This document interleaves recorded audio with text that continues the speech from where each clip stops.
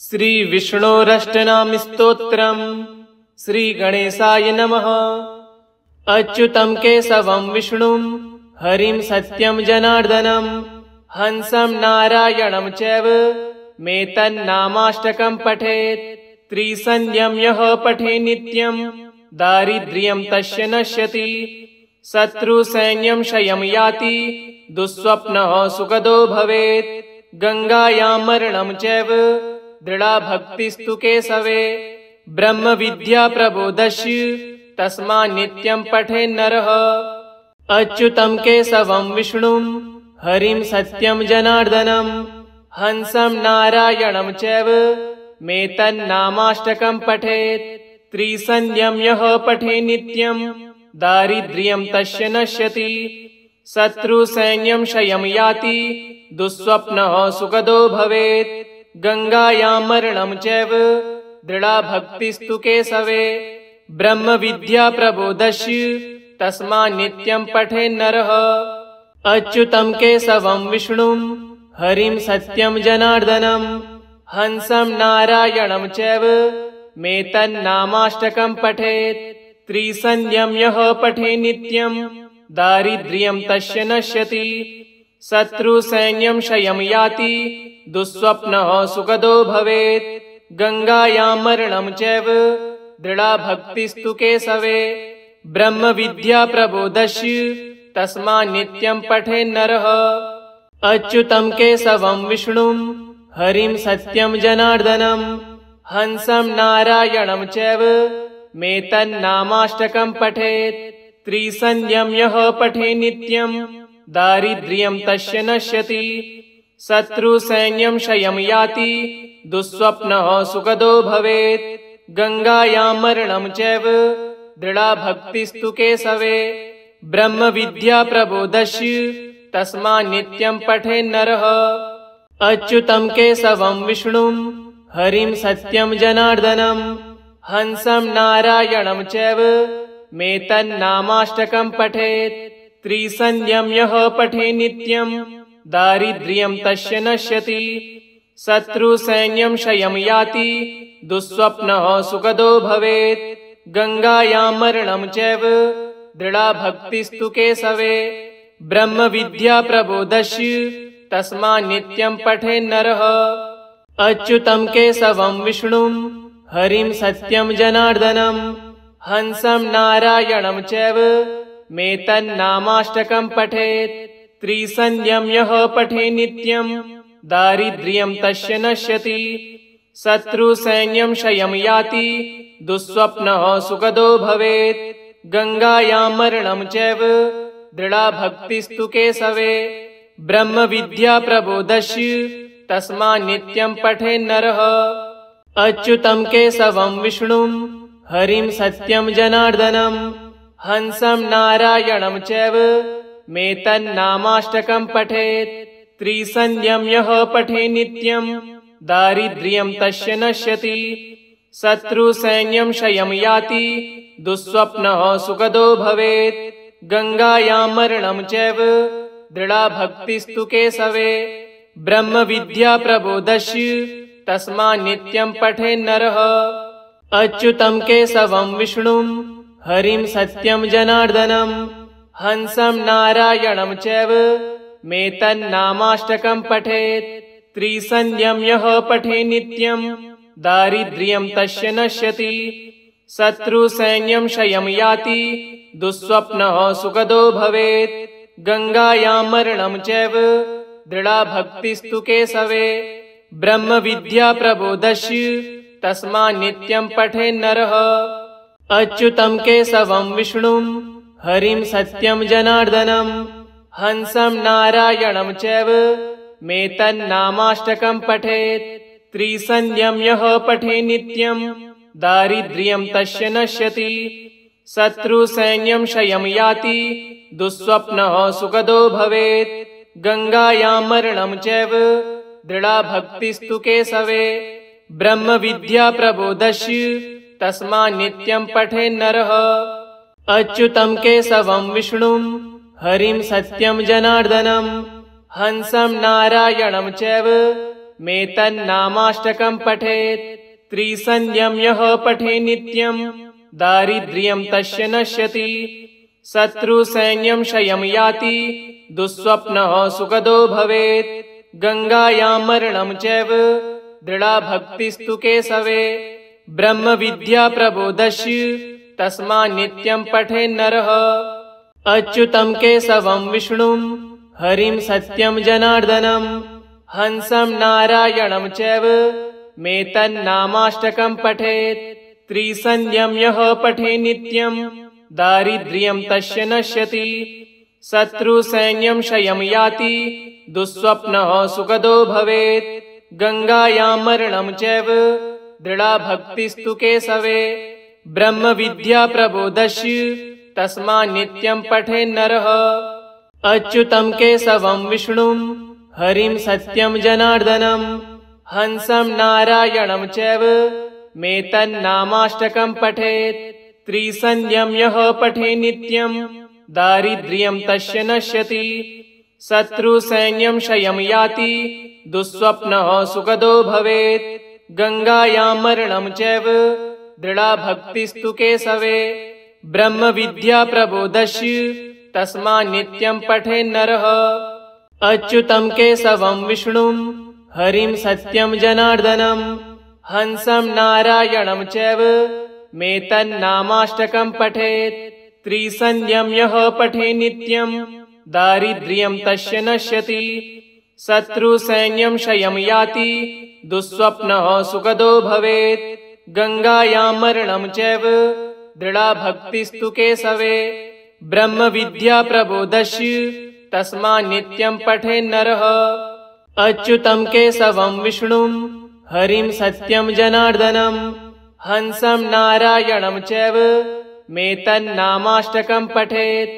त्रिसन्ध्यं यः पठे नित्यं दारिद्र्यं तस्य नश्यति। शत्रुसैन्यं क्षयं याति दुःस्वप्नः सुखदो भवेत्। गंगायां मरणं चैव दृढा भक्तिस्तु केशवे। ब्रह्म विद्या प्रबोधस्य तस्मात् नित्यं पठेन्नरः। अच्युतं केशवं विष्णुं हरिं सत्यं जनार्दनं हंसं नारायणं चैव मेतन्नामाष्टकं पठेत्। त्रिसन्ध्यं यः पठे नित्यं दारिद्र्यं तस्य नश्यति। शत्रुसैन्यं क्षयं याति दुःस्वप्नः सुखदो भवेत्। गंगायां मरणं चैव दृढा भक्तिस्तु केशवे। ब्रह्म विद्या प्रबोधस्य तस्मात् नित्यं पठेन्नरः। अच्युतं केशवं विष्णुं हरिं सत्यं जनार्दनं हंसं नारायणं चैव मेतन्नामाष्टकं पठेत्। त्रिसन्ध्यं यः पठे नित्यं दारिद्र्यं तस्य नश्यति। शत्रुसैन्यं क्षयं याति दुःस्वप्नः सुखदो भवेत्। गंगायां मरणं चैव दृढा भक्तिस्तु केशवे। ब्रह्म विद्या प्रबोधस्य तस्मात् नित्यं पठेन्नरः। अच्युतं केशवं विष्णुं हरिं सत्यं जनार्दनं हंसं नारायणं चैव मेतन्नामाष्टकं पठेत्। त्रिसन्ध्यं यः पठे नित्यं दारिद्र्यं तस्य नश्यति। शत्रुसैन्यं क्षयं याति दुःस्वप्नः सुखदो भवेत्। गंगायां मरणं चैव दृढा भक्तिस्तु केशवे। ब्रह्म विद्या प्रबोधस्य तस्मात् नित्यं पठेन्नरः। अच्युतं केशवं विष्णुं हरिं सत्यं जनार्दनं हंसं नारायणं चैव मेतन्नामाष्टकं पठेत्। त्रिसन्ध्यं यः पठे नित्यं दारिद्र्यं तस्य नश्यति। शत्रुसैन्यं क्षयं याति दुःस्वप्नः सुखदो भवेत्। गंगायां मरणं चैव दृढा भक्तिस्तु केशवे। ब्रह्म विद्या प्रबोधस्य तस्मात् नित्यं पठेन्नरः। अच्युतं केशवं विष्णुं हरिं सत्यं जनार्दनं हंसं नारायणं चैव मेतन्नामाष्टकं पठेत्। त्रिसन्ध्यं यः पठे नित्यं दारिद्र्यं तस्य नश्यति। शत्रुसैन्यं क्षयं याति दुःस्वप्नः सुखदो भवेत्।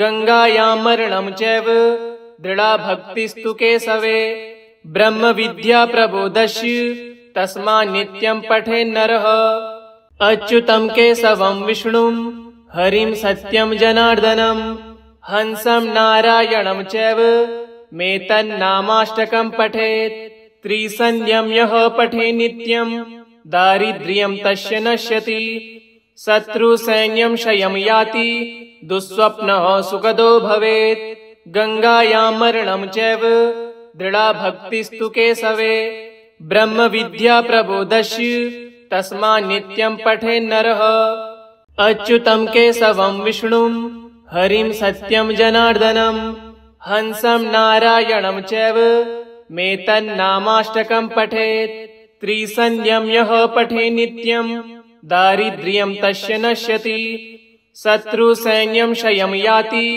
दुःस्वप्नः सुखदो भवेत् गंगायां मरणं चैव दृढा भक्तिस्तु केशवे ब्रह्म विद्या प्रबोधस्य तस्मात् नित्यं पठेन्नरः अच्युतं केशवं विष्णुं हरिं सत्यं जनार्दनं हंसं नारायणं चैव मेतन्नामाष्टकं पठेत् त्रिसन्ध्यं यः पठे नित्यं दारिद्र्यं तस्य नश्यति शत्रुसैन्यं क्षयं याति दुःस्वप्नः सुखदो भवेत् गंगायां मरणं चैव दृढा भक्तिस्तु केशवे ब्रह्म विद्या प्रबोधस्य तस्मात् नित्यं पठेन्नरः अच्युतं केशवं विष्णुं हरिं सत्यं जनार्दनं हंसं नारायणं चैव मेतन्नामाष्टकं पठेत् त्रिसन्ध्यं यः पठे नित्यं दारिद्र्यं तस्य नश्यति